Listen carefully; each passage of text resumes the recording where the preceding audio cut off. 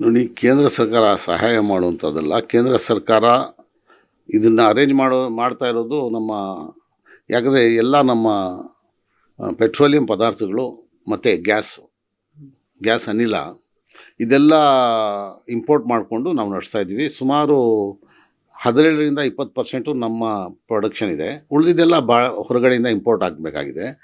ಈಗ ಅಲ್ಲಿ ಕಾಡಿ ಪ್ರದೇಶದಲ್ಲಿ ಯುದ್ಧ ನಡೀತಿರೋದ್ರಿಂದ ಈ ಅಮೇರಿಕ ಮತ್ತು ಇಸ್ರಾಯೇಲ್ ಸೇರಿ ಇರಾನ್ ಮೇಲೆ ಯುದ್ಧ ಸಾರಿರೋದ್ರಿಂದ ಇರಾನು ಅಲ್ಲಿ ಹುರ್ಮುಝಲ್ಲಿ ಎಲ್ಲ ಶಿಪ್ಮೆಂಟ್ಸು ನಿಲ್ಲಿಸಿದೆ.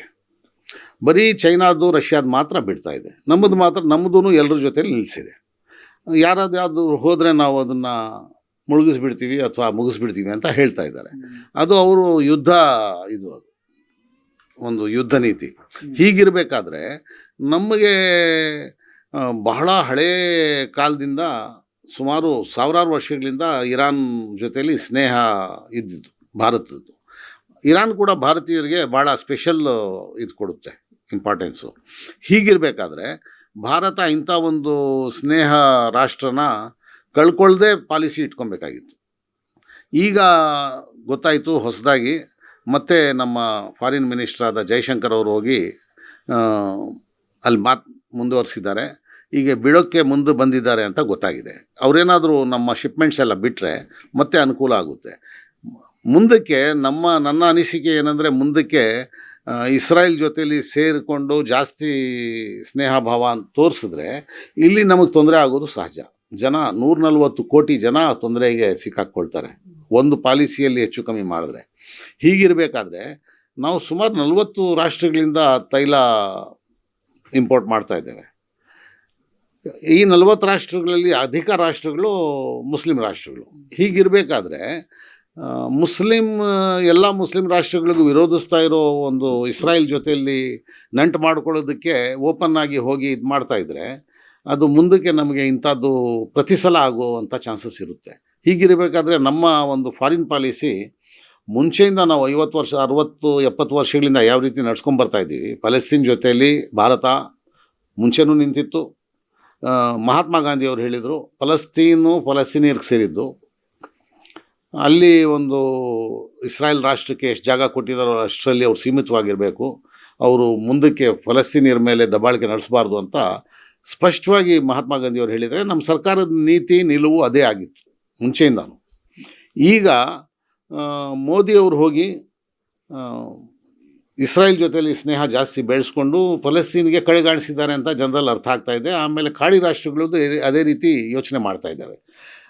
ಈ ರೀತಿ ಒಂದು ಭಾವನೆ ಬರೋದಕ್ಕೆ ಕೊಡದೆ ಫಾರಿನ್ ಪಾಲಿಸಿ ನಡೆಸಿದ್ರೆ ಭಾಳ ಒಳ್ಳೆಯದು. ಯಾವ ರೀತಿ 70 ವರ್ಷದಿಂದ ನಮ್ಮ ಭಾರತ ಸ್ನೇಹ ರಾಷ್ಟ್ರಗಳ ಜೊತೆಯಲ್ಲಿ ನಡ್ಕೊಂಬತ್ತೋ, ಫಲಸ್ತೀನ್ಗೆ ಸಪೋರ್ಟ್ ಮಾಡಿಕೊಂಡು ಎಲ್ಲ ಮುಸ್ಲಿಂ ರಾಷ್ಟ್ರಗಳ ಜೊತೆಯಲ್ಲಿ ಭಾಳ ಸ್ನೇಹ ಇದರಿಂದ ಇತ್ತು. ಅದೇ ರೀತಿ ನಡ್ಕೊಂಬಂದರೆ ಇಂಥ ತೊಂದರೆಗಳಿಗೆ ಪ್ರತಿ ಸಲ ಸಿಕ್ಕಾಕ್ಕೊಳ್ಳೋದು ಕಡಿಮೆ ಆಗುತ್ತೆ. ಇದು ಎಷ್ಟು ದೊಡ್ಡ ತೊಂದರೆ. ಎಲ್ಲ ಕಡೆ ನೋಡಿ, ಹೋಟ್ಲುಗಳೇ ಮುಚ್ಚಾಕಿದ್ದಾರೆ. ಭಾಳಷ್ಟು ಹೋಟ್ಲುಗಳು ನಷ್ಟ ಅನುಭವಿಸ್ತಾ ಇದ್ದಾರೆ.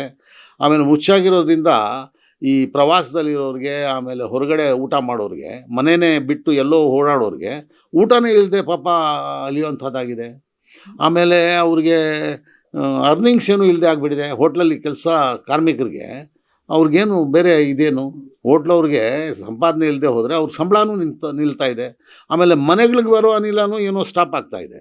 ಹೀಗೆಲ್ಲ ಇರಬೇಕಾದ್ರೆ ಇಷ್ಟೆಲ್ಲ ನಾವು ಸುಮಾರು 60% ಹೊರಗಡೆಯಿಂದ ತರಿಸ್ಬೇಕಾದ್ರೆ ಇಂಥ ಒಂದು ಫಾರಿನ್ ಪಾಲಿಸಿಯಲ್ಲಿ ನಮ್ದು ಎಂಥದ್ದು ಇರಬೇಕಂದ್ರೆ, ಎಲ್ಲೇ ಯುದ್ಧ ನಡೆದ್ರೂ ನಮ್ಮ ಇದಕ್ಕೆ ತೊಂದರೆ ಆಗಬಾರ್ದು. ಆ ರೀತಿ ಫಾರಿನ್ ಪಾಲಿಸಿ ಇಟ್ಕೊಂಡ್ರೆ ಒಳ್ಳೆಯದು.